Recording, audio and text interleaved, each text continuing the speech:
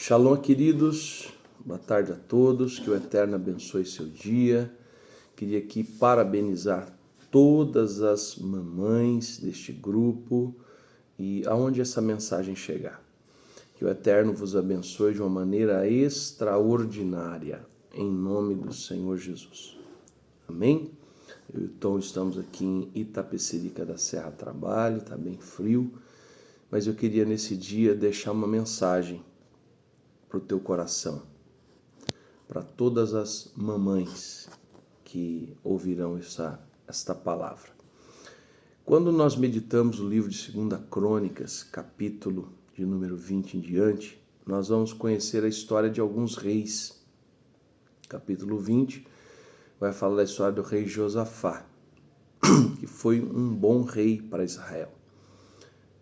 Teve seus erros, seus percalços, mas ajustou a sua conduta e terminou bem o seu reinado. Mas ele teve um filho chamado Jorão, que resolve casar com uma das filhas de Acabe. Quando ele estabelece o seu reino, ele mata todos os seus irmãos. Leva Israel a uma destruição espiritual e também física. O Senhor manda Elias escrever uma carta para ele, entregando uma palavra profética, e ele morre de uma doença terrível. O seu intestino, no final da sua vida, sai para fora e ele morre. E a Bíblia diz que ele é sepultado e ele não deixa saudades.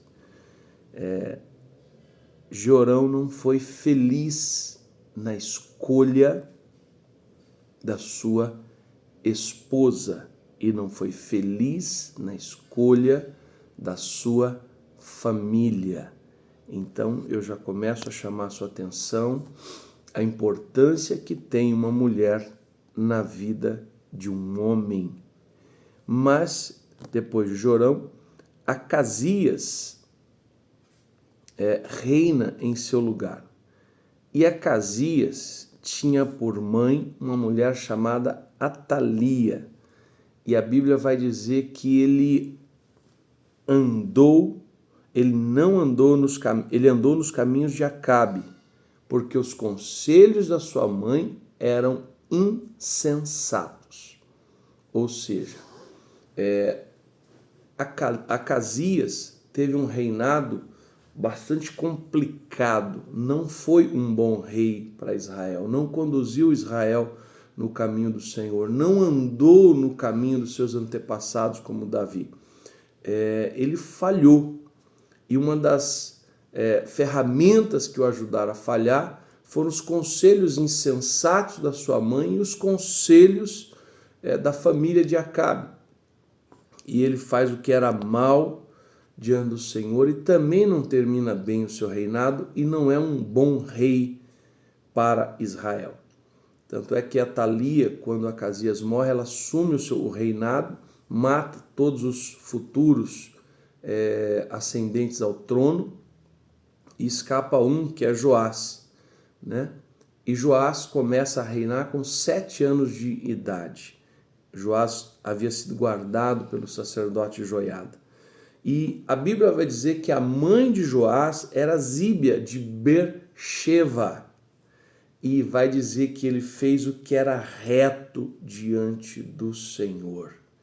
E ele tem um bom governo sobre Israel. Pisa na bola no fim do seu reinado, quando Joiada morre, mas como um todo ele tem um bom governo. Agora, entenda o que eu quero dizer para você, mãe. Uma mãe que não teve uma atitude boa colocou o reinado do seu filho e de uma nação a se perder. Ela acabou com o futuro do seu filho.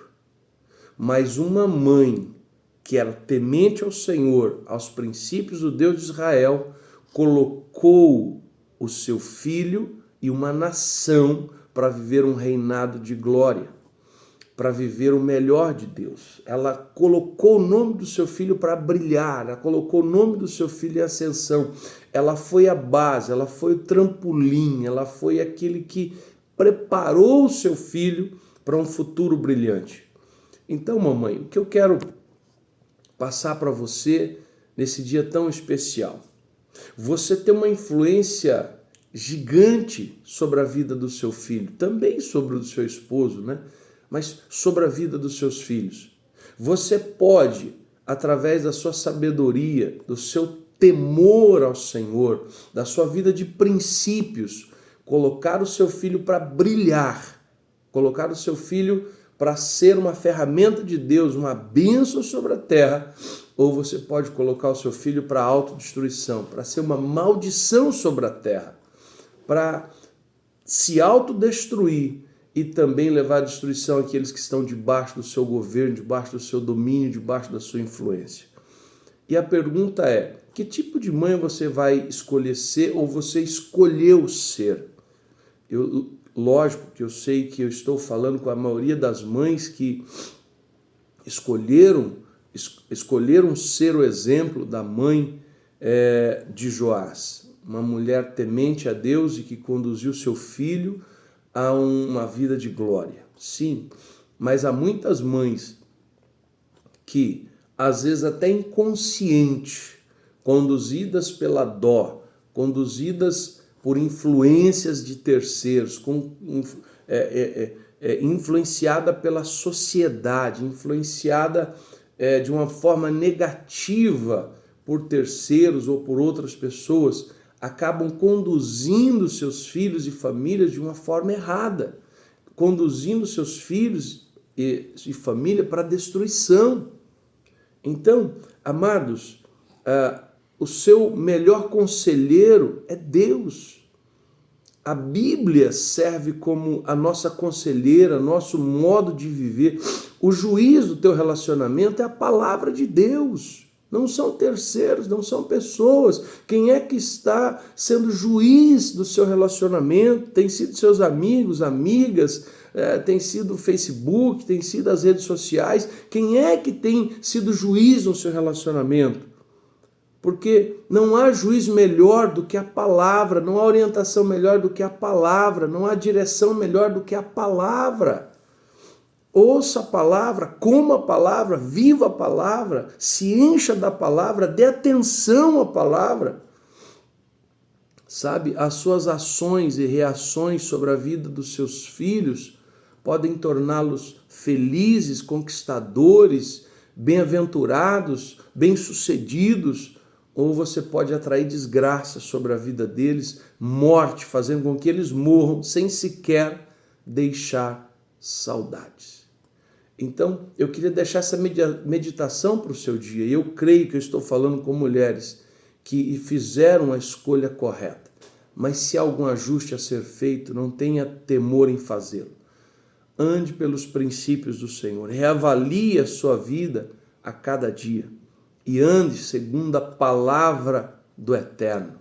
Coloque o seu filho na direção do Eterno. Coloque o seu filho na direção do Senhor.